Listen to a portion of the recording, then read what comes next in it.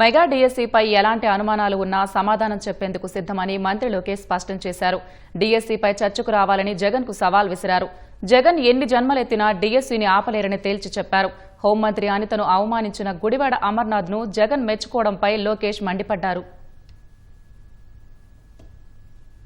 మంత్రి లోకేష్ సొంత నియోజకవర్గం మంగళగిరిలో పర్యటించారు. కేంద్ర మంత్రి పెమ్మసాని చంద్రశేఖర్తో కలిసి పలు అభివృద్ది పనులకు శ్రీకారం చుట్టారు. కుంచనపల్లిలో భూగర్భ డ్రైనేజీ పనులకు శంకుస్థాపన చేశారు. 3.3 కోట్ల రూపాయలతో నిర్మించిన కాజా ఈస్ట్ లేక్ పార్కును ప్రారంభించారు. నిడమరు రైల్వే బ్రిడ్జ్ నిర్మాణానికి భూమి పూజ చేశారు. ఈ ఆర్ఓబీని 142 కోట్లతో నిర్మించనున్నారు. దశాబ్దాలుగా ఈ మార్గంలో రైల్వే లెవెల్ క్రాసింగ్ వల్ల ప్రజల రాకపోకలకు ఇబ్బందిగా మారింది. మంత్రి లోకేష్ చొరవ తీసుకుని ఆర్ఓబీ నిర్మాణానికి ప్రభుత్వం నుంచి అనుమతి మంజూరు చేయించారు. పాత మంగళగిరి బిట్రావారి వీధి దింపుడు కల్లం వద్ద ఆధునిక సదుపాయాలతో నిర్మించిన వైకుంఠ మహాప్రస్థానాన్ని లోకేష్ సందర్శించారు. మొత్తం 2.9 ఎకరాల విస్తీర్ణంలో ఉన్న ఈ మహాప్రస్థానంలో 1.9 ఎకరాలు హిందూ శ్మశాన వాటికకు, మరో ఎకరం క్రైస్తవుల సమాధుల కోసం కేటాయించారు. దీని అభివృద్ది కోసం సిఎస్ఆర్ నిధులకు తోడు మంత్రి లోకేష్ కూడా తన సొంత నిధులు వెచ్చించారు.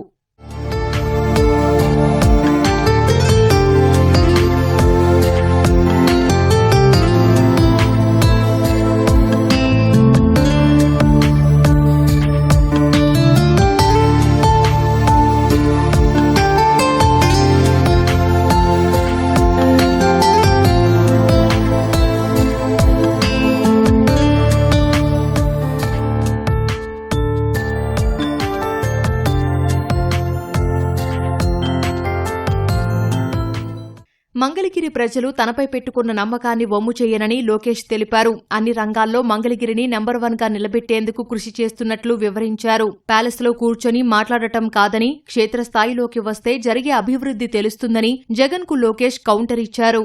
ప్రజలు నా పైన చాలా ఆశ పెట్టుకున్నారు. పనులు చేస్తారని ఒక ఆశతో నన్ను గెలిపించారు. గెలిచిన మరుసటి రోజు నుంచే ప్లాన్స్ అని రూపొందించాం. తాగునీరు కానివ్వండి, అండర్ గ్రౌండ్ గ్యాస్ కానివ్వండి, అండర్ గ్రౌండ్ డ్రైనేజ్ కానివ్వండి, ఇప్పుడు ఏకంగా అండర్ గ్రౌండ్ పవర్ ప్రాజెక్ట్ కూడా మంగళగిరి నియోజకవర్గానికి ఏర్పాటు చేస్తాం జరిగింది. మంగళగిరి పట్టణానికి వచ్చి 100 పడకల ఆసుపత్రి కడుతున్నాం. గౌరవ పులివెందుల శాసన సభ్యులు బెంగళూరులో కాకుండా ఆంధ్ర రాష్ట్రంలో నివసిస్తే వాస్తవాలు తెలుసుకునే అవకాశం ఉంటుంది. ఆయన చూస్తే బెంతాహే అని పేరు పెట్టాం. అంటే బెంగళూరులో ఉంటాడు, తాడేపల్లిలో ఒక రోజు, హైదరాబాద్ లో మిగిలిన రోజు. అలా ఉంటే వాస్తవాలు ఎటు తెలుస్తుంది? రాండి ఫీల్డ్ లో తిరగండి, వాస్తవాలు తెలుసుకోండి. ఎవరు ఓట్లు తీయాల్సిన అవసరం మాకు లేదు. మేమే ఇన్వాల్వ్ అయ్యి అందరిలో ఓటు నమోదు పకడ్బందీగా జరగాలనేది మా పార్టీ కూటమి లక్ష్యం. కలిసికట్టుగా మేము పనిచేస్తున్నాం. వాళ్ళు కొంచెం ఐటీలో అవగాహన లేని వ్యక్తులు ఏదంటే అది మాడతారు. మాకు కొంచెం ఐటీ అవగాహన ఉన్న వ్యక్తులు కనుక ఒక యాప్ తయారు చేసి మా కార్యకర్తలకు సులభంగా చేసాం.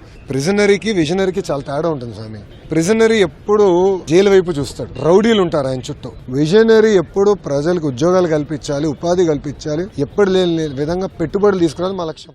హోంమంత్రి అనితపై గుడివాడ అమర్నాథ్ చేసిన వ్యాఖ్యలు బాధాకరమని లోకేష్ అన్నారు. గొడ్డలి పార్టీ నేతలకు మహిళలను గౌరవించడం తెలియదని మండిపడ్డారు.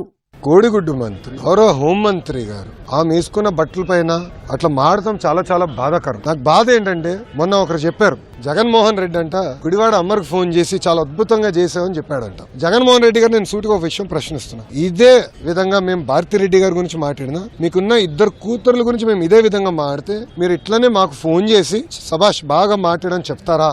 సూటిగా ప్రశ్నిస్తారు. అధికారంలో ఉన్నప్పుడు మా తల్లిని అవమానించారు, బ్రహ్మణిని అవమానించారు. మేము తిరిగి అధికారంలోకి వచ్చిన తర్వాత మా కార్యకర్త పొరపాటున భారతిరెడ్డి గారి గురించి సోషల్ మీడియాలో పోస్ట్ చేస్తే అతన్ని జ్యుడిషియల్ రిమాండ్ పంపించిన ఘనత కూటమి ప్రభుత్వం. అది మాకు మహిళల పట్ల ఉన్న గౌరవం. ఒక రౌడీ షీటర్ కి, ఒక ఫ్యాక్షన్ కి, ఒక గొడ్డలి పార్టీలో ఉన్న గొడ్డలి బ్యాచ్ కి మహిళల్ని గౌరవిస్తానే తెలియదు.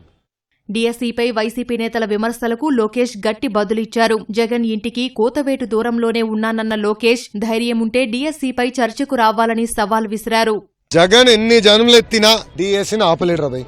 ఎందుకంటే పారదర్శకంగా నేను నడిపించా. సబర్బాల్ జడ్జిమెంట్, హారిజాంటల్ వర్టికల్ రిజర్వేషన్ అంటే ఏంటి? వెరీ కాంప్లికేటెడ్ సబ్జెక్ట్ అని నేను ముందర నేర్చుకుని స్టడీ చేసి పర్ఫెక్ట్ నోటిఫికేషన్ వేసి భారతదేశ చరిత్రలోనే ఎక్కడ జరగని విధంగా మేము నోటిఫికేషన్ చేసాం. వాస్తవంగా మీరు చూస్తే 5 సంవత్సరాలు జగన్ అధికారంలో ఒక డిఎస్సీ చేయాల, గ్రూప్ 1 నోటిఫికేషన్ ఇవ్వాల, గ్రూప్ 2 నోటిఫికేషన్ ఇవ్వాల, జాబులు భర్తీ చేయలేదు. పెద్ద పెద్ద మాటలు చెప్తాడు. అసలు ఆయనకేం అర్థం అవుతుంది స్వామి? కరెక్ట్ గా జగన్ ఇంటికి నేను తిప్పి కొడితే 200 మీటర్లు కొట్టలేను. I'm ready for debate any time. రమ్మని చెప్పండి, I'm ready for debate and discussion. అంతేగాని ఏసీ రూముల్లో కూర్చుని మాకు లెక్చర్లు ఇవ్వాల్సిన అవసరం లేదు. వాస్తవాలంటే బయట పెట్టండి. ఒకటని నిరూపించాడు. ఇప్పుడు మా అధికారులందరూ టెక్నికల్ పైన ఆన్సర్ చేశారు. జగన్ గారి దగ్గర నుంచి సౌండ్ లేదు. మళ్ళీ అదే అబద్ధం చెప్పేదానికి ప్రయత్నిస్తున్నారు. మేము ఇచ్చిన సమాధానానికి ముందు దానికి రెస్పాన్స్ మీరు ఇవ్వాలని నేను డిమాండ్ చేస్తాను. గత 2 ఏళ్లలో దేశంలో మరే రాష్ట్రానికి రాని నిధులు ఏపీకి వచ్చాయని కేంద్ర మంత్రి పెమ్మసాని చంద్రశేఖర్ తెలిపారు.